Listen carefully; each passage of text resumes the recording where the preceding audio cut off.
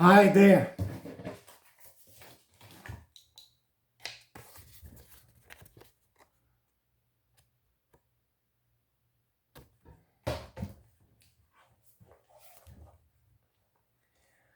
Buckets to scatter.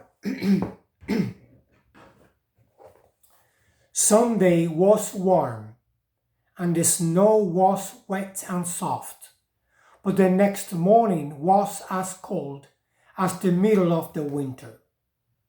The snow has a good crust on it to hold you up, said Father.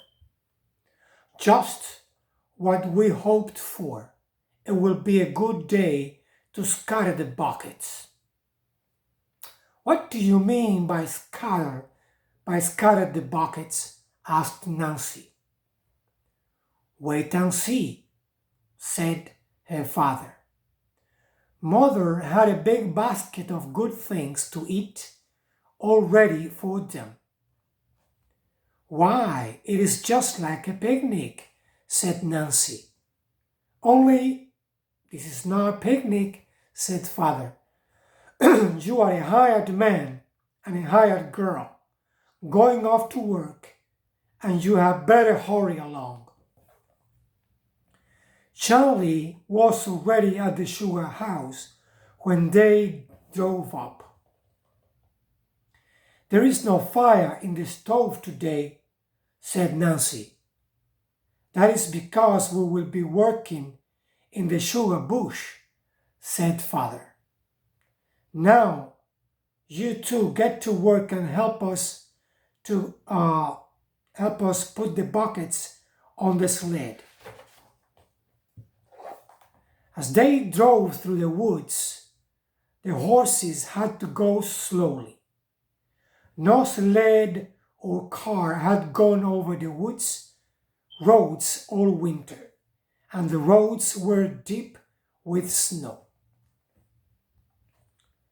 As the sled moved slowly along, Charlie threw out buckets here and there. Then, when Dolly and Bill would have to stop and rest for a few minutes, Dick and Nancy would race about and help Charlie. They helped him place the buckets at the feet of the biggest trees. The first time Nancy ran with a bucket, she placed it carefully at the foot of the biggest tree she could find. Charlie laughed when he saw her. Nancy could not understand why.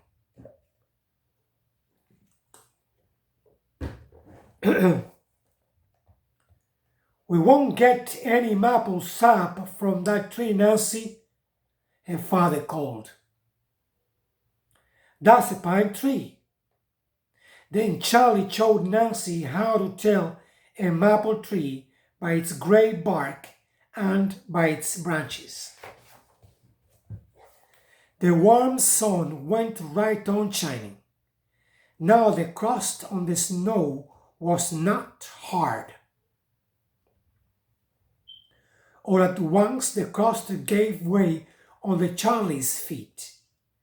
Down he went into the deep snow. Dick and Nancy laughed because they could still run about over the snow without any trouble at all. Watch me work, called Dick. Just as he said that, down he went through the crust too. The joke was on Dick, and how Nancy laughed. She could still race over the top of the snow like a little rabbit because she was so little and light. Better have Nancy put the buckets by the trees away from the road, called Father from the sled. She can work faster than the two of you. I will have to pay her more for her work. When they got back to the sugar house, Charlie made a fire and they warmed up. They ate all the good things they found in the basket. Last of all, they had big pieces of pie. When Dick saw the pie, he remembered something. "Look, Nancy," he said. "These are the blueberries we picked for Mother to can, the very same berries." "I know," said Nancy. "We picked them here near the sugar house last summer."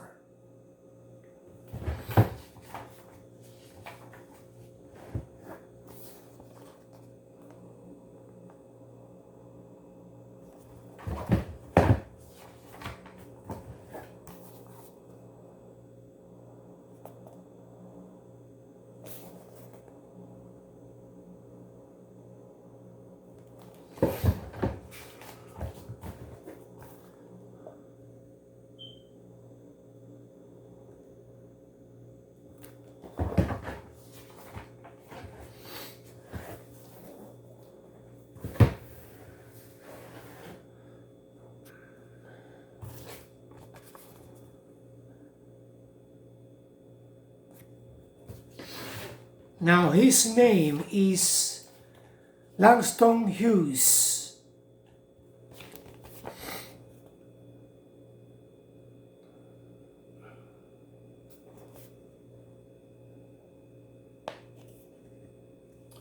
Okay, so I'm bringing this today from this book that I have used in the past.